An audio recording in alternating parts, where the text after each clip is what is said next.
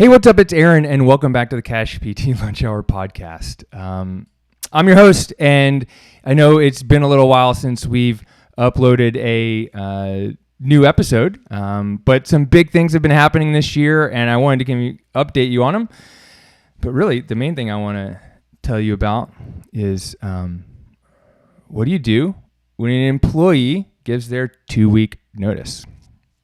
Because I had that happen recently.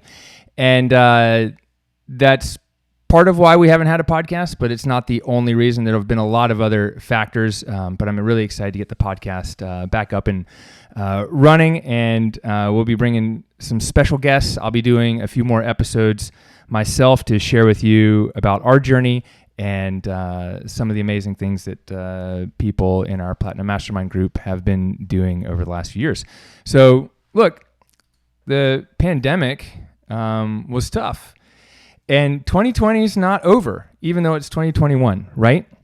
Wouldn't you agree that it felt like in January, 2020 should be behind us, or once you got your vaccine, 2020 was behind us, or maybe now, or maybe once, we had a new president, 2020 was behind us. There's all these things that happened, or, for me, it was January bled into, I got to prep for PT BizCon, which is in March. And then I came up free after PT BizCon and I was like, oh man, 2020 should be behind me. But here's what happened. The day after PT BizCon, that Monday, one of my employees gave her a 2-week notice. And I was like, okay, all right, I knew exactly what I needed to do. I hadn't been planning on it. This is nothing that I really wanted to happen. And she was doing great. She was doing great work for me, and we left on good terms. She gave her 2 weeks notice. She put in a bunch of work over those few weeks to make sure that all the social media and podcasts and all her responsibilities were scheduled out. And we met a few times to make sure that the next person coming on board was going to have an easy time picking it up. And that's what happened. And I can tell you this, even one of my other employees was like, God, we thought that, this was going to cause a big problem and that you wouldn't be able to handle it. And I was like, well, I can handle it because I've set up my business in a way to do that. And the funny thing was, PT BizCon was so good and we brought in over 21 new mastermind members. And my main focus was bringing them on board. But there was a lot of other things that happened then, including we dropped off with the podcast, right? Because we were having trouble with a new podcast team, from December, and it was causing us a lot of work. And our main focus was PT BizCon, and then I'd been putting other things off because PT BizCon was coming up, and we were ending the pandemic, and maybe I wasn't being as good of a leader for my team or communicating to them, because I have a very specific communication style, and what's in my head doesn't always come out of my mouth in the way that I always think it makes sense. But we've mostly fixed most of these things. But what I was thinking today, as I was doing my workout, I was like, what's happened that I can share on the podcast? And it's this. It's, what do you do when an employee gives their 2 weeks notice? Do you panic? Do you celebrate? Do you mourn? Do you stop doing everything? Ask yourself, what would you do if one of your current employees gave their 2-week notice? Would you be able to pick right back up and have someone hired within a month and no drop in, let's say, your social media? So it was my social media manager that went on and moved on to a different job at Twitter. Congratulations to her. That's awesome. That's great. Timing wise for me, it wasn't perfect, but there's never a perfect time for an employee to quit. There's never a perfect time to fire someone. Is there never a perfect time to hire someone? Because if you're going to go hire someone, you should hire slow and fire fast. But if you've got a machine running and all of a sudden, let's say your physical therapist quits, now what do you do with all those patients? Do you step back in there? If the front desk staff quits, do you step in and start answering the phones? That's not what I mean, I've built my business so that I don't have to do that. And you've built your business so you don't have to do that. But some days you have to because you're the business owner. And last year during 2020, I had 2 businesses to keep afloat, and I did a lot of those things. And in the last few months, I've been doing a lot of things that I don't necessarily want to do that I haven't done in 3 years. Because actually, I've lost 2 employees since PT BizCon. 2020 does that to you. But how are you handling it is what determines that happens next. How do you handle this? How have you prepared for it ahead of time? So the problem is you don't have any systems and your employees hold all the knowledge, right? You've got an employee that knows how to do everything, but if they quit, or maybe they don't even quit, they just get sick, or maybe they get pregnant, or their spouse gets pregnant, or partner gets pregnant, and they go on maternity leave for like 4 weeks or 2 months. What happens? Like, who can step in there right there and just like that? As a little snap, I think I did. I don't know if you heard that, but just like that, you've got someone to step in and replace them, even if it's another team member. Do you have your systems and business set up for that? The other problem is if they quit, you'll be back at square one doing all the work yourself, right? Maybe you're treating 40 patients a week. How can you go and answer all the phones? And then the business starts to crumble around you because the person that left or quit or got fired or was embezzling money, I've heard this one, left all of a sudden, and they held all the knowledge, they held all the systems, and it wasn't, you as the business owner didn't have access to the information. They didn't have it written down. Or maybe you've got an employee or who's combative or just not pulling their weight, but you're afraid of them leaving, and you definitely don't want to fire them because they haven't done anything to fire them on, but you're just afraid of what would happen next. And so you're always on the back foot. And as a business owner, you shouldn't be like that. It shouldn't be like that. The other big problem is that your business doesn't grow because you're spending so much time and energy focused on fires all the time. You're focused on, like, woe is me. What do I do next? I don't have any solutions. Instead of making solutions, building your business so that it runs without you. Do you have a business that runs and generates revenue even when you're out of town? I can tell you this, with my clinic, like that was a reality about 4.5 years ago. I did that. When I brought on my first physical therapist, Derek, I brought him in, and within 2 months, I went on a 2.5-week vacation, and this business still ran. It still generated revenue. What I realized in the last year was that the coaching business wasn't up to that yet. I mean, we generate revenue with courses, but it's a lot of the things still rely on me to be there to coach, and it's still a lot of fun. Last week, I was at the beach, and I checked my email a couple times. I came on and did a coaching call on Tuesday at 12 for our Platinum Mastermind group. I mean, that's awesome. I have someone else who does sales. We do evergreen webinars. People buy off the website, but it doesn't run without Aaron, right? So that's one of my next goals, to figure out, like, how do I get the coaching business to run without me, even though I want to do it, right? So that's the ultimate freedom, is that when your business can grow and scale without you being in it every day. I've basically been gone for 2 weeks. So this week's been a big week. I had an all-day meeting yesterday with one of my marketing and sales specialists, Jake Campos, and we do this every year. We just didn't do it this winter during Corona, so we did it this summer. Last week I was at the beach. The week before, my brother's in town. I mostly took half that week off. Business is rolling. I've got a lot of things, but it's not where I want it to be. And that's one of the things I'm working towards. Do you even have a business or a clinic that generates revenue when you're out of town? So here's the big possibility. Your business runs without you. And maybe it runs better without you because you've empowered people to make decisions in their domain. You've empowered them to solve problems. And you've set up systems and processes and SOPs, or standard operating procedures, to run your business, because systems run your business and employees or team members run your systems. The other possibility is your employees own their own domain, right? Their domain of, marketing or sales or patient care or treating patients, and they're amazing at it. And they have great personalities, and they just fit right in with your team and your culture.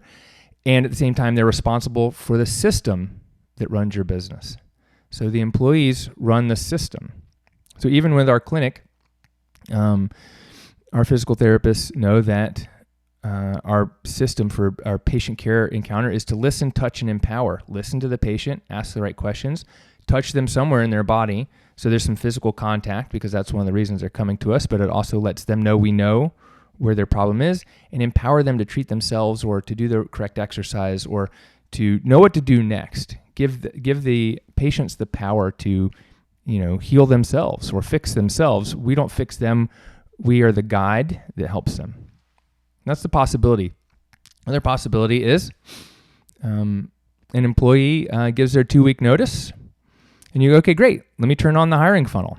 And you go turn on the hiring funnel, and you've got a new amazing employee interviewed, maybe hired. That's 2 weeks is a little short, but at least interviewed, or you have some prospects before the 2 weeks is up so that you can hire them and get them on board with a very short lag in time. Maybe some other people on your team step up, or you do, to fill in the gaps in between until you bring this other person on board. Yes, sometimes it's a possibility to have that person hired and on board within that 2 weeks, depending on the position in the industry. I would say 2 weeks is a little bit too short of a time to, start from zero to make a brand new hire and feel like I know I've got the right person. I want to interview a couple people. I want to, see them do some tasks that show me that they're serious, like send me a video, explain to me about, the time that they've encountered like an unhappy, customer. I want them to do a in-person interview, or maybe a Zoom video before an in-person interview, even if they have to travel from out of town, before I make that decision. Remember, hire slow, fire fast. But if I have the correct systems set up, my business isn't going to take a big hit in the middle. So the reality is, right now, I've been recording this in July 2021. It's been hard to hire employees. We've been looking for a massage therapist in our clinic for 3 months. I had so much anxiety over when should we start hiring? Because in 2020, we lost our massage therapist because we couldn't do massage because of COVID. We just didn't have any work for her, and she went on and started her own practice working for herself, and all the good luck to her. But now we don't have a massage therapist, and we're looking for someone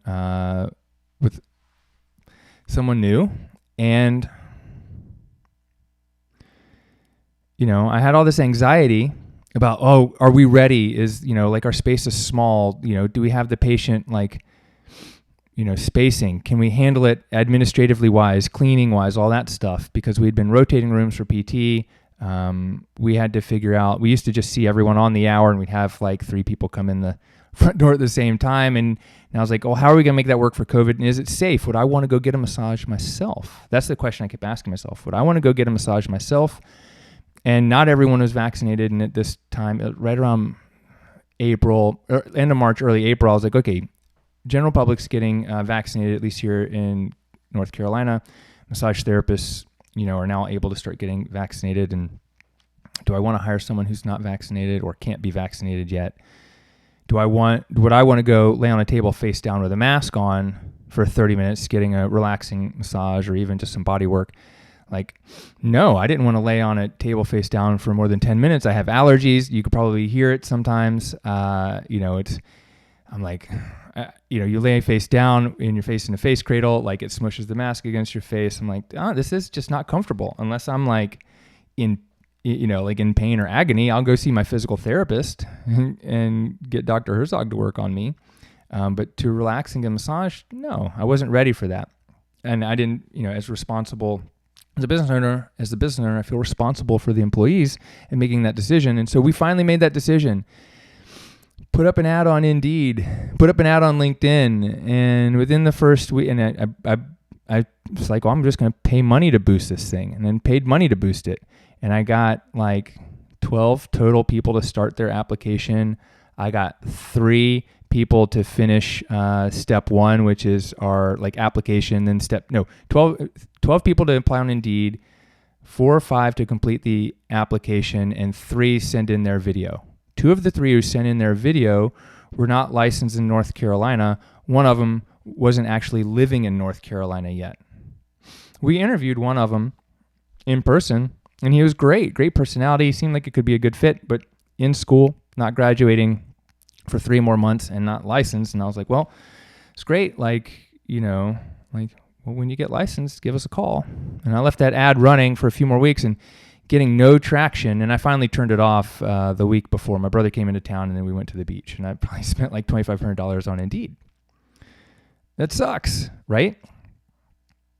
Well, if that person can bring in profit of, $10,000 a year, which is way, way low. Like I spent $2,000, maybe I make $8,000. It's still worth it if I find when I find this person, they'll bring in bigger profit than $10K.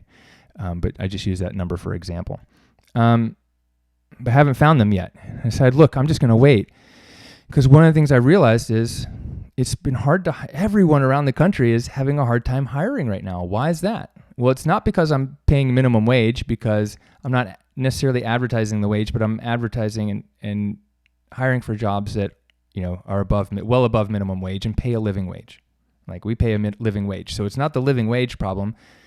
I looked in some of the massage therapist groups on Facebook, and a lot of them are like, I went ahead and went into a different industry, because if you were an employee last year as a massage therapist and you could no longer work at the spa or the massage place like Massage Envy, or you couldn't work at LeBauer Physical Therapy, you either went and started your own business, and after waiting a few months, you probably decided, well, I'm just going to go get a job. I need money. I'm going to get a job in another industry. So I feel like a lot of massage therapists who were employees and maybe getting a little burnt out because they weren't getting paid enough and they were getting overworked at the massage mills like Massage Envy and Hand and Stone, and I don't know if they have those in your area. They probably just went and got another job in another industry, and there's just not that many people here. I had 2 of the 12 people who applied through Indeed, who applied in air quotes, they clicked the button. They weren't even massage therapists, trained massage therapists. One was something else, and one was like a psychotherapist probably. So let's talk about this. This is the reality, right? The reality is right now it's hard to hire people. Okay? The reality is, when my employee, my social media manager and content specialist gave her 2 weeks notice, I brought in a VA to do 80% of the job, and I got her on board within a month. And we had no downtime in our social media. We did have downtime in the podcast though, but that's another story. The downtime in the podcast is due to the new podcast production team, just having a lot of trouble communicating with them and getting the right product. And I'm not going to put out a shitty product, right? And we started with them with 5 or 6 podcasts. We did okay, but it just took a lot of time, and I decided to bring it in-house. And that's what we're doing now. But we had a gap because I was focused on PT BizCon, and I didn't record more episodes because the ones we had weren't going out. And and then after PT BizCon, I just focused on my clients. But when my employee gave her 2 weeks notice, I had a system already in place to hire someone, and I just popped it up on Indeed and LinkedIn. But actually, I had another plan. My other plan wasn't to bring that person and have them work in person. It was to hire a VA to do it, because my employee was in person for a while, and then she'd been living in Raleigh and not coming in during the pandemic, and it's not an on-site position. So I hired a VA, and the VA is not only doing the social media, the VA is doing the podcast, which is amazing, right? But one of the reasons we were able to transition so quickly is because we had built a alien abduction manual, which is really an SOP, a standard operating procedure for all the tasks. We had all of that lined out. It wasn't perfect. It was built for the person doing it, not for the next person doing it. So we're updating those things. Like that's the next thing I'm going to do this morning is after recording this podcast is go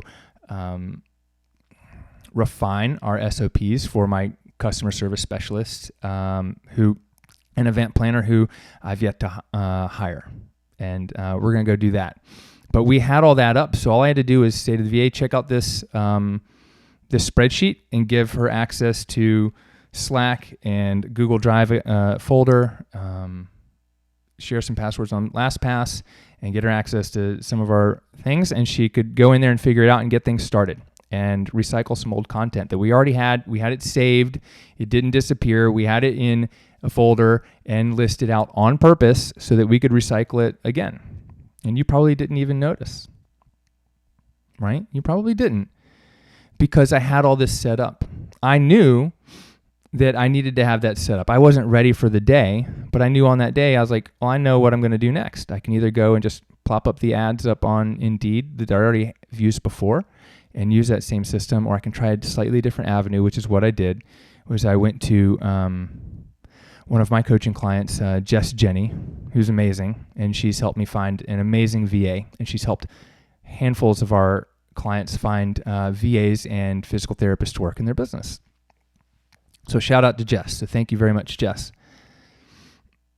Oh, and shout out to Laura, who's the amazing VA I'm talking about in producing this podcast, because she's going to listen to this probably. So shout out to you guys, because you guys are crushing it. And the whole point is as a business owner, my trajectory is the one I'm going on. But the people around me, whether it's my coaching clients or my team members, they're on different trajectories, and sometimes our paths cross. So ideally, you'll have systems and processes ready to go so that when you onboard a brand new employee for your first time, or you replace someone, you can get your employee or VA hired, and within a few weeks, maybe a few months, and once they're hired, they're on board and working for you and producing and saving you time and generating revenue and creating content and doing the things that treating patients, doing things they're supposed to be doing within a few weeks, within a month, maybe. They're able to start contributing right away because all they have to do is really basically sign documents, sign agreements, get access to passwords, get set up with some of these details. And if you don't have a list for what they need every time you do that, you should, so that they know where to go to find the information to start doing their job. And if you have people that only work when they're told what to do and they're not able to self-motivate and be a self-starter and create work and solve problems, then you got the wrong person. And I want you to also know that it may take 3 to 4 months. It could take 6 months to find the right person. And it's better to wait and hire slow than and fire fast. Like I said, like if someone's ready to go, like there's no reason to hang on to them because they can sabotage your business. Don't ask me how I know. It just happens. And not by any, like, it doesn't always happen by malintent. It just happens. It's the energy they bring. So one of the things people say, or like, well, what do my employees think if they build a manual to train the next person? Will they think I'm planning to fire them? No, you're not planning to fire them. But you need to have it, like, what if they get sick? That's why we call it in the alien abduction manual. What if they get sick or get hit by a bus or the aliens come and grab them, or maybe they just go on maternity leave? Someone else needs to be able to step into their position. And how can they be promoted if they can't be replaced? So they can't be promoted if they can't bring in someone below them and easily do some of the tasks that they don't want to do. And that's one of the things that we had done last year. I brought in a new employee, like an executive assistant, and I took some of the things that my existing employee was doing that she didn't like. It was more customer service oriented, and I moved them over so she could concentrate more on content creation and production and those kinds of things, because you got to get people on the right seat on the bus. So here's my big lesson. I thought like when I started hiring people, I would just hire someone, put them in the seat that they wanted, and keep moving forward. And I just hire, as the business grow, I just hire new people. I never really expected to need to fire anybody. I've had to do that twice. It sucks. It's never something I've wanted to do. Once I did it on the phone a few years ago, and once I've done it, in person. It's much harder in person, but you have to do it if it's the right move. And remember, it's your business. You have to protect your business. And what you have to understand is you're the driver on the bus, or actually you're the pilot of the rocket ship. And when the rocket ship starts to take off, not everyone can hold on. Not everyone's buckled their seat. It's your job to fill the seats with the right people. Just imagine getting on the space shuttle and the co-pilot doesn't even know how to fly an airplane. They're not qualified. Maybe the navigator's flown more time, but they don't know how to calculate. You do calculus. Come on, get the people in the right seat. You think NASA, doesn't put the right people in the right seat? They put the right people in the right seat, and that's what we have to do. And sometimes it's hard to understand who should be where, but don't be unwilling to move people to different seats on the bus. So when you're thinking about that, you need to ask yourself three things. And you ask yourself or ask your employees these three questions when hiring them or reviewing their progress. Do they understand the roles and responsibilities of the position? Do they understand it? Do they want the job? Do they want the job? Do they really want that job? Do they understand it? Do they want it? And the third thing is, do they have the capacity to do it? Do they have the skills, the personality, and the drive to actually do the job? Because some people may understand it clearly. Some people may want it, but they just don't have the capacity or skill set to do it. Other people may have the capacity to do it and they understand it really well, but they don't want it. And that's definitely me for a lot of the things. I don't want to clean the toilets. And I also don't want to do all the social media posting because I don't want to spend that much time on social media. Do I understand it? Yeah. Do I have the capacity to do it? Yep. Do I want it? Nope. So I'm going to hire someone for that. Okay. When you hire someone for it, make sure they understand it, they have the capacity to do it, and they want it. And some of the problems that we've had, with someone leaving, they had the capacity, they understood it, they didn't want it anymore. They wanted something different. Okay, cool. People I've had to fire, did they understand it? I think so. Did they have the capacity to do it? Sure. Did they want it? Not bad enough. Not bad enough, and it showed in performance. So here's my lesson. Like I said, my lesson is I'll always be hiring. Not everyone on my team now is going to make it on my whole journey. Life has different plans for each of us. Our paths are going to cross on our journeys, and for a while they'll sit on my rocket ship.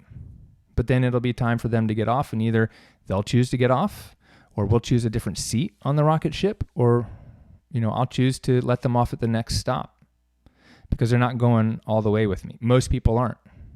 The person who I can guarantee is my wife, Andra. She's going all the way. My kids, they're going all the way with me. I've got some amazing employees, but who knows what life's going to bring around the next corner. So I have to be prepared to put new people on my team. Even if I want to grow my team and put new people on it, I am going to have to be prepared to replace people and substitute people. Just like in a basketball or football game, we swap in players. Basketball, you have the same people for offense and defense, but you swap in people. Have you ever seen the end of those games where they swap in the better free throw shooters, on when you're on offense, but the better defensive guys on defense? Same kind of things. We're going to have to do that. But I may not swap people in and out. I'm going to swap people and move people around to seats, or they're going to get off and someone new's going to get on. And that's okay. That's part of this game. So what's your biggest lesson? I want you to write this down. Maybe you share this as an Instagram story. Maybe screenshot this episode, or if you're watching on YouTube, screenshot it and share what's your biggest lesson so far, what's your biggest insight. And make sure you tag me, at Aaron LeBauer. I'd love to know what's been most helpful for you about this. So here's a couple action steps for you. Set up your systems and processes. If you don't have anything, right now is the best day to get started doing it. Actually, the best day was yesterday, right now is the next best day. So what do? You create checklists and SOPs, standard operating procedures, for everything that you do in your business. How do you greet a patient? How do you answer the phone? How do you answer, do you take my insurance question? What do you do when someone wants to be a patient? How do you clean the rooms? How do you change the rooms? What do you do at the end of the week on Fridays? What are the things you need to do to document? What is the process and schedule for social media posting? They need to be in checklists. There needs to be videos and maybe even screenshots of the systems and processes. You could put it into a Google Sheet or in a Google folder. You can use something more advanced like Process Street, which is a software that we're using now to run checklists and run processes so that people can step in and learn it, because the process runs by itself, or it's something you do 3 times a year, like our Platinum Mastermind retreats. And I can't keep all that stuff in memory all the time. I want someone else doing it. So that's something we'll run through. And once we get it done the first time, we've done the event multiple times, but once I get it on the Process Street the first time, which is happening like as we speak, the next time for our event coming up in September, for our event in February, we'll just click Run in Process Street, and it'll notify my team members of their different roles and things we have to do. Like schedule the event, reserve the room, get a projector, hire a photographer, notify our members which group they're in, let them know what hotel we're staying at, all those things, and those can run automatically. Do you think McDonald's grew to where it grew without systems and processes? So you need to have those available. And if you're just getting started and your plan is to scale and you're not seeing but 5 to 15 people a week, and you're doing all the marketing you can do, and it's July and it's just not a busy month, spend time creating systems. Because whether you're planning to hire soon or you already have employees, you need solid systems and SOPs and team members so that when someone gives you their 2-week notice, you don't panic. And also so that your business grows and scales without you. So you can go on vacation with your family for a few weeks to the beach or to Wisconsin or, Madagascar, wherever you want to go. And your business doesn't die, it doesn't crumble, it actually generates revenue, and maybe it grows faster without you.